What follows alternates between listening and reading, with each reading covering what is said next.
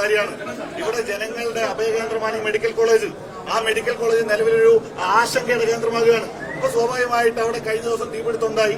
അതിന്റെ പരിശോധന നടക്കുമ്പോൾ അഗ്നിശമന സേന അടക്കമുള്ള ആളുകളുടെ ഈ ബിൽഡിംഗ് ഫിറ്റ് ആണെന്നുള്ള സർട്ടിഫിക്കറ്റ് കിട്ടണമെന്നിരിക്കെ ഈ ബിൽഡിംഗ് ആരുടെ അനുമതിയോടെയാണ് ഇവർ പ്രവർത്തിപ്പിച്ചത്? ഇന്ന് 3-ാം വാർഡിൽ രാവിലെ വന്ന് പരിശോധന നടത്തി ട്രിപ്പിട്ട് പോയിട്ടുള്ള രോഗികൾ ഇതിന് പുറത്ത് നിൽക്കുക. അവർ വീണ്ടും സ്കാൻ ചെയ്ത് വീണ്ടും ഉള്ളിൽ കയറാൻ പോകുമ്പോൾ അവർ പറയാണ് ഇതിനുള്ളോട്ട് കേട്ടുന്നില്ല. രാവിലെ എന്താ സൂപ്രണ്ട് പറഞ്ഞേ?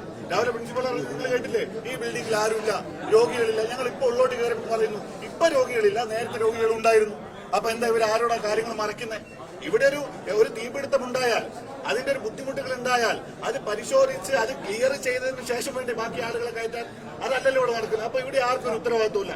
ജനങ്ങളുടെ ജീവൻ വെച്ച് ആ ജീവൻ എന്തോ ആയിക്കോട്ടെ, ഞങ്ങൾക്ക് അതിലൊന്നും കുഴപ്പമില്ല എന്ന് പറയുന്ന സമീപനം ഒരു സ്വീകരിക്കുക. ഞങ്ങൾക്ക് അതിനോടാണ് ഞങ്ങളുടെ പ്രതിഷേധം. ആ തിരുത്താൻ ഇവർ തയ്യാറാകണം.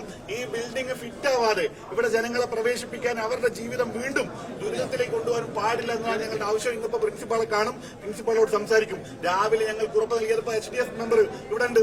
രാവിലെ ഞങ്ങൾക്ക് ഉറപ്പ് നൽകിയതാണ് ഈ ബിൽഡിംഗിന്റെ എല്ലാ പരിശോധനയും പൂർത്തീകരിക്കും, ഇത് ഫിറ്റ് ആണെങ്കിൽ ആളുകളെ കയറ്റും, ത്വരിത വേഗത്തിൽ മറ്റു കാര്യങ്ങളിലേക്ക് കടക്കും എന്നൊക്കെ പറഞ്ഞു പോയിട്ട് ഇവര് പിന്നെയും പുക ഉയരുമ്പോഴാണ് ഇത് അങ്ങനെയൊന്നും പറഞ്ഞതിൽ നിന്ന് വിപരീതമായിട്ടാണ് കാര്യങ്ങൾ സംഭവിക്കുന്നതെന്ന് നമ്മൾ കാണുന്നത്. അപ്പൊ ഈ സ്ഥാപനത്തിന്റെ മേലധികാരികൾ ഈ സ്ഥാപനത്തോടോ ഇവിടുത്തെ ജനങ്ങളോടോ നിലവിൽ ആത്മാർത്ഥമായിട്ടുള്ള സമീപനം കാണിക്കുന്നുണ്ടോ എന്നുള്ള ചോദ്യം ഇവിടുത്തെ രോഗികൾ ചോദിക്കുന്നു, പൊതുസമൂഹം ചോദിക്കുന്നു. ഞങ്ങൾക്ക് അതിൽ വ്യക്തത വരുത്തണം. പ്രത്യേകിച്ച് ഈ ബിൽഡിങ്ങിലൊക്കെ കഴിഞ്ഞ വർഷമാണ് ഇതിന്റെ ഉദ്ഘാടനം കഴിഞ്ഞത്.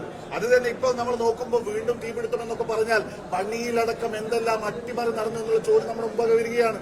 കഴിഞ്ഞ ദിവസം അണ്ടർഗ്രൗണ്ടിലാണ് പുകയുയർന്നത് എങ്കിൽ ഇന്ന് 6-ാം നിലയിൽ നിന്ന് പുക ഉയരുന്നുണ്ടെങ്കിൽ ഇവിടുത്തെ മെറ്റീരിയലുമായി ബന്ധപ്പെട്ട ബിൽഡിംഗ് നിർമ്മാണവുമായി ബന്ധപ്പെട്ട എന്തെല്ലാം ആശങ്കകൾ ഇതിന്റെ പിന്നാമ്പുറത്തുണ്ട് എന്ന് നമുക്ക് പിന്നെ ചർച്ച ചെയ്യാം. എന്തായാലും നിലവിൽ ഇവിടെ വരുന്ന രോഗികളുടെ ജീവൻ വെച്ച് കളിക്കാൻ ഞങ്ങൾ അനുവദിക്കില്ല.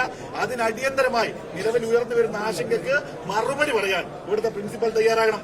ചോദ്യങ്ങളിൽ നിന്ന് ഒളിച്ചോടേണ്ട ആളല്ല പ്രിൻസിപ്പൽ. നേരത്തെ പ്രിൻസിപ്പൽ വന്ന് നിങ്ങളോട് പറഞ്ഞത് എന്താ? ഇവിടെ രോഗികളൊന്നും ഉണ്ടായിരുന്നില്ല, ബിൽഡിംഗ് കാലിയാണെന്ന്. പക്ഷെ ഇപ്പൊ അവർ പറയാണ് രോഗികൾ ഇപ്പൊ അല്ല, നേരത്തെ ഉണ്ടായിരുന്നു എന്ന്.